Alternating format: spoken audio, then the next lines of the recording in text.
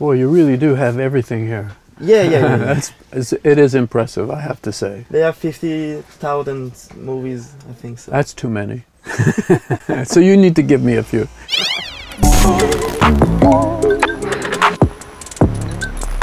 In Toronto, Canada, where I live and was a child, every Saturday there would be a stream of children coming down the streets to go to a theater. And the theater was called The Pylon. We would see movies for children, cowboy movies. Hopalong Cassidy, Roy Rogers, The Durango Kid. We would see cartoons. We see, of course, Disney. And one day I came out of the theater, and across the street was another theater, and it was called The Studio. And it only showed Italian movies in Italian. And I noticed that the people coming out of that theater, they were all adults, no children. And they were weeping, they were crying, they were sobbing. And I was shocked because as a child I had never seen grown-up people crying on the street. This was amazing. So I crossed the street to see what movie was it that they had been watching. And it turned out that it was this movie, La Strada.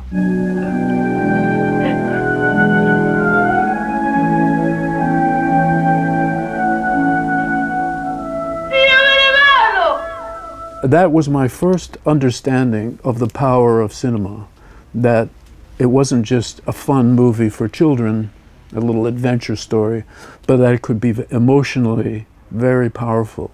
So this was, I think of La Strada and Fellini as the beginning of my entrancement with movie making. Were you weeping at the end of the movie when you saw it? Of course. Yeah. Of course I was. Everybody who sees the movie is weeping. I can almost weep right now just thinking about it. A very powerful, beautiful movie, and I always loved Fellini from that moment. Grazie.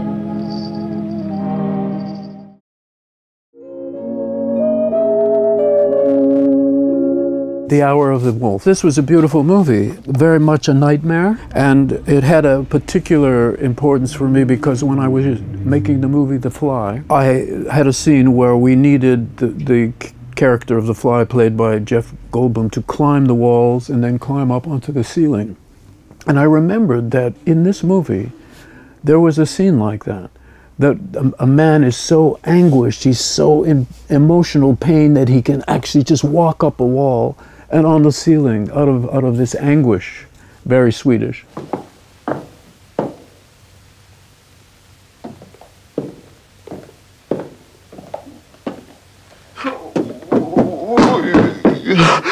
So I watched this movie to see how it was done. It was done very simply. We had a big machine and a big, carousel and all kinds of tricks. He did it really very simply, but it was very, very effective. So I have, strangely, that connection. And then my friend John Landis, film director, said that when he went to Bergman's island, he has his special island that he lived in. There was Bergman's apartment, his house, just as he had left it. He had died by that time. But all of his collection of videos was there, and he had the video of The Fly, the VHS of The Fly there. So I thought, well, maybe he heard that I was, so that was my only direct connection with Ingmar Bergman. But also, as with most young filmmakers of the time from the 60s, Bergman is one of the touchstones of the film as art. Until European films and some Japanese films, it was always Hollywood, and Hollywood films were never considered to be art at that time. Eventually, the French, of course, with Cahiers du Cinéma, started to consider Hollywood films and Hollywood directors as artists, and that was a unique thing. But before that, it was the art cinema of Europe. And Bergman and Fellini and Truffaut and Godard, those were at the top of the pantheon. Now, yes, in Toronto, you've done your research very well. So I was in love with Brigitte Bardot. In Toronto at the time, you could not see a movie with Brigitte Bardot if you were under 18 at the time. But I had an uncle who lived in New York, and we would also, my family would go to New York and we would visit them. And in New York, you could see a Brigitte Bardot movie when you were 13. So I alone went onto 42nd Street, and I would go see only Brigitte Bardot movies. I would see like 5 of them. And she was just, you know, incredibly sexual, beautiful. I was totally in love with her. I still am, really. Et si tu étais amoureuse, ça changerait? Peut-être.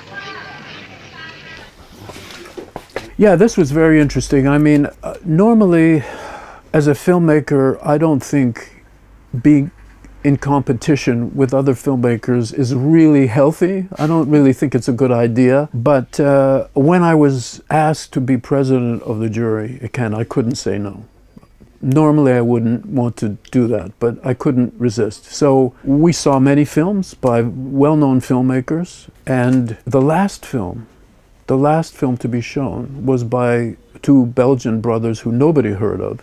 And in fact, most of the press didn't even go to see that film. And it was this film, Rosetta. Lâche-moi! Lâche-moi!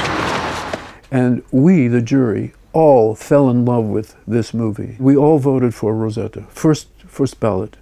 And Gilles Jacob, who was then head of the festival, said that it was the fastest vote for the Palme d'Or ever in the history of Cannes. There was no argument, no discussion, and a beautiful, sweet, intense, lovely film that surprised everybody. Apparently, I was told by John Landis that Dan O'Banion said that he was very impressed by what he called the Canadian movie, which was Shivers.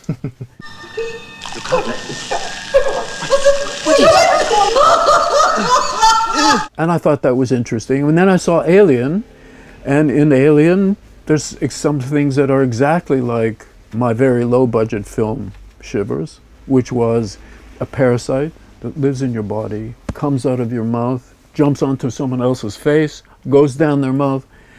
Of course, it's a different structure, Alien, but that specific thing is very similar to Shivers. So I have no proof. But of course, I assumed that Dan O'Banion totally stole my idea, and he owes me hundreds of thousands of dollars. I think he's dead now, so I'll have to sue his estate instead.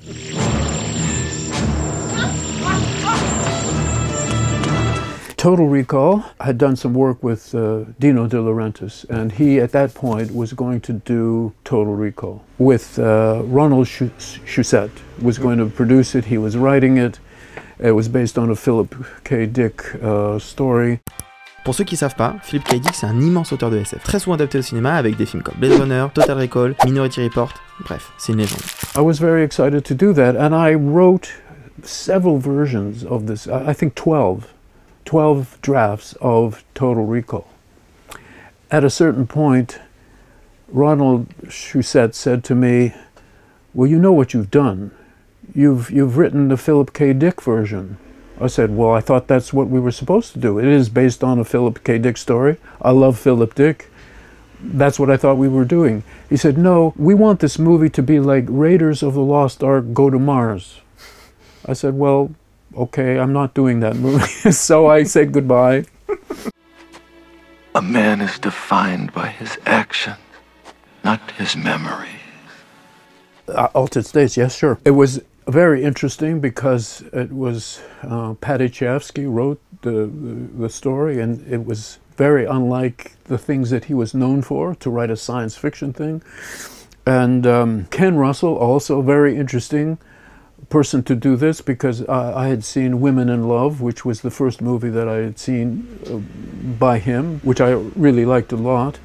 And so it was a very interesting combination, very unlikely to make a science fiction movie. William Hurt, of course, I loved as an actor, and later worked with him in A History of Violence. That's disgusting. You always were the crazy one. Not anymore.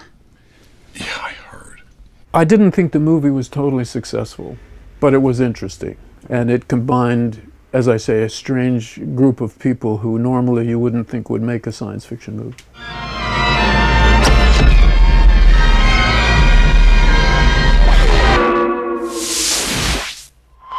Yeah. Of course, I have seen this, yes. I think that was one of the first Léa Seydoux movies that I saw. And of course, it's a very beautiful, sexy, interesting, intense movie with young actresses who are really very good and giving everything. On s'est embrassé un soir bourré. Alors pourquoi tu pleures? Parce que je regrette. Me prends pas pour une conne. Je te jure que c'est ça. Me mens pas! So I recently have worked with Léa in Crimes of the Future, les Crimes du Futur, and she is also wonderful in my movie. Very different, of course. It's a different kind of movie, and of course she's a different age now. But fantastic actress, and really has such emotional power. It's astonishing and very important to the dynamics of my new movie. It's a brand new organ.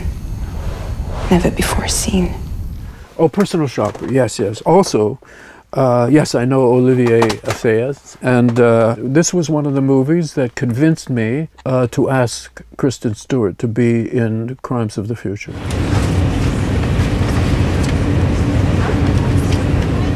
I met her when she was still with Rob Pattinson. I was shooting Cosmopolis with Rob in Toronto.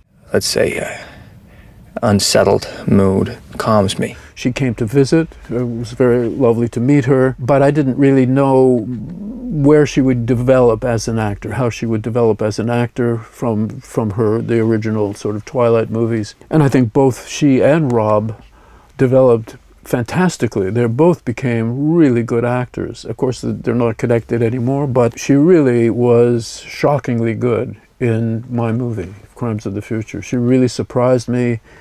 I knew that she was good, but I didn't know that she was brilliant. You know it is. Surgery is the new sex.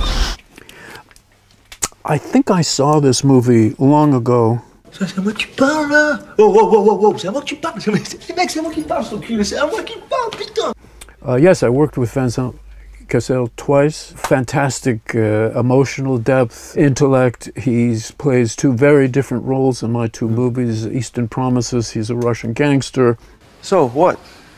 It has nothing to do with me. In A Dangerous Method, he's a very eccentric psychologist. I really think I would love to work with him again, you know, and it might happen. So we'll see. I remember Martin Amis, the British novelist, came onto the set of Eastern Promises. And later, when he saw the movie, he said, you know, Viggo was fantastic, but you know who really impressed me was Vincent Cassel.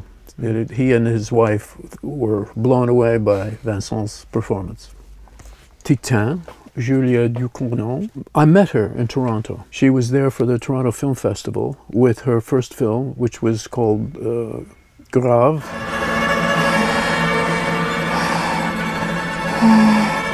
I was very impressed by the movie, and when her producer heard that I liked it, he said, would you like to meet Julia? And I said, of course. So we met and we talked, and it was lovely to speak with her. I just knew that she was a really strong talent, and I knew that she was very ferocious, unafraid, and inventive.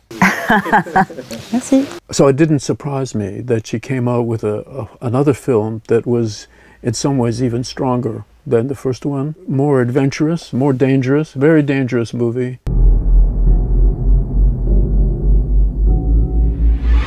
It won the Palme d'Or, you know, which I was surprised, because there's a sense that if you're making a genre movie, you're not going to win the Palme d'Or. I remember when Guillermo del Toro, Pan's Labyrinth, was in Cannes in competition, and I said, Guillermo, your movie is really wonderful, but forget about winning anything, because it's a genre picture. They'll think it's a horror film and you won't win anything. He didn't win anything, but he said it was good that I told him that, because then he calmed down. He didn't worry about it.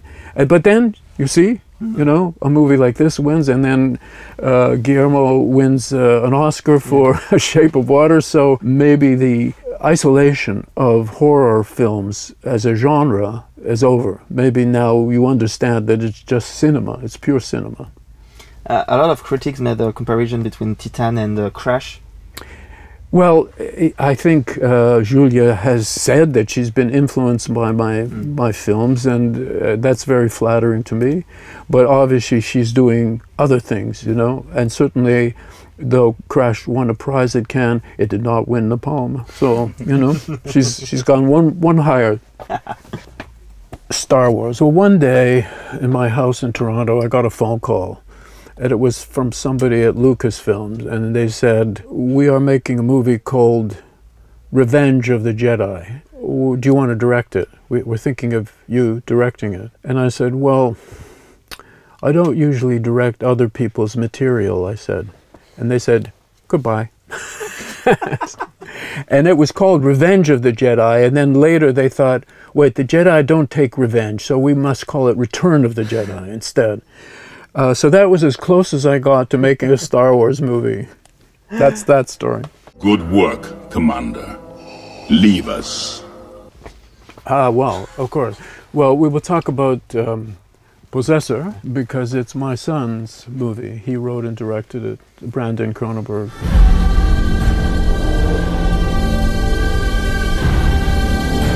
He's a wonderful young man, and he's a really good filmmaker. When I was shooting Crimes of the Future, he was shooting his new movie, Infinity Pool, in Budapest. Okay. We were shooting at the same time, which was for a father, that's fantastic. Yeah. So we were talking to each other about the various things that we were, you know, problems that we were having in each case. But this movie was quite a good success, you know. It took him 11 years between movies, because his first movie, Antiviral, until this movie. And it was, you know, to see this, the struggle. It reminded me of all the difficulties I ever had making a movie. Getting financing for, even for a genre picture has become very difficult. Any independent film is very difficult to finance. So the fact that he had a success with this, and I think he will have with his new movie, is encouraging, shall we say. But you have here some really great stuff that means something to me. This one is a New York Underground film by a New York Underground filmmaker, Ed Emshwiller, who I met in Toronto, because in Toronto at the time, in the 60s, early 70s, we had a cinema in Toronto that just showed very obscure films, including Godard. And we would have people like Ed Emshwiller, and we would have people like Kenneth Anger come to Toronto, and we would show their films, which were usually short films. So you would see 5 or 6 films together. And then outside we would have coffee and donuts, and I actually think croissant as well. And we would talk on the street with these filmmakers. It was fantastic. So my filmmaking was really first inspired by the New York Underground, because it meant that you could just take a camera yourself. You didn't have to go to film school, which I never did. You didn't have to work in the film industry. You could make a movie yourself just because you wanted to make a movie. And that inspiration didn't come from Hollywood or Europe. It came from the New York Underground. So these are very important films and important filmmakers for me. And maybe, I don't know if this is the last. Yes, I believe I did see this. Huh? I love you, Max. A really interesting science fiction film with a very interesting premise, quite intriguing. I don't remember it in great detail, but I do remember that Ralph Fiennes was in it, and he was really very good, and very interesting to see a serious actor like that being in a 100%, you know, sci-fi fantasy movie. And I think one of the movies that convinced me that I should work with Ralph Fiennes, which later I did in the movie Spider.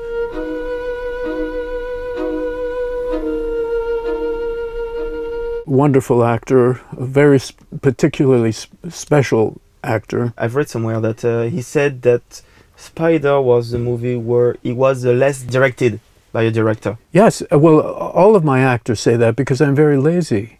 So my approach to acting is this, to directing actors. You have professional actors. They know how to act. They don't need the director to tell them how to act. When you get directors who say they have to do this and that, it's all bullshit. If you have inexperienced actors who or non-actors, that's different. You have to help them. But with an actor like Rafe, he totally understood the character. I mean, I just let him go. He just did it. It's like Viggo in Eastern Promises, you know. A good actor, they do their research. They understand what the character is. A good actor does not need to be directed. That's my feeling. If you cast correctly, if you have made a mistake in casting, that's different. Then you are fighting what the actor is. Is that something that happened to you? No, I really have managed to avoid it because once I began to understand it, casting is very important. It's a hugely important part of directing. And it's not very well understood because you don't see the director saying, action, cut, you know. It's something that happens. You're talking to people, what about this actor? What about that actor? Well, no, but he's got this, but he doesn't have that. Well, have you seen this movie that he did where he does the, oh, you go see that movie. It's a long process. It's not very dramatic. So people don't really see that part of directing, that is casting. I don't think I ever made a huge mistake. So I never had to work very hard. I mean, for example, when I directed Debbie Harry in Videodrome, she had only done one movie. She was a wonderful stage performer, but very big. And in the movie, I had to bring her down to be more naturalistic. And that was a case really where I was working with a very powerful performer, but not a very experienced actor. And so that was me doing much more directing than I had to do with Rafe. If I had Rafe playing Debbie Harry's role in Videodrome, it would have been much easier. I heard it's bad for the skin. Oh, come on. Isn't that where they make Videodrome? Yeah, why? I'm gonna audition. Yes. Yeah. Yeah. This was a movie that really stunned me. I was really very impressed by it. Because of that, I was very intrigued by Nicholas Roeg. He was a cinematographer first, and then he became a director. Eventually, I did meet him, and I worked with his son, Luke Roeg, as a producer. Just a very, very strong movie, very strange, very much about death, but at first you're not aware that that's really the subject matter. It's really a love story, but it's really a story about love and death. Just recently someone said, tell me a movie that is one of your favorite movies, which is very hard to do because there are hundreds of movies that I love. But I did say, Don't Look Now, see that.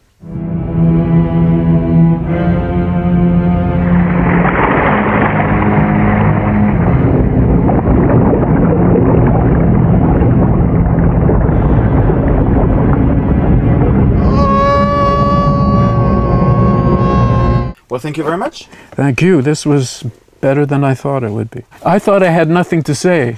We always have something to say about movies. Always.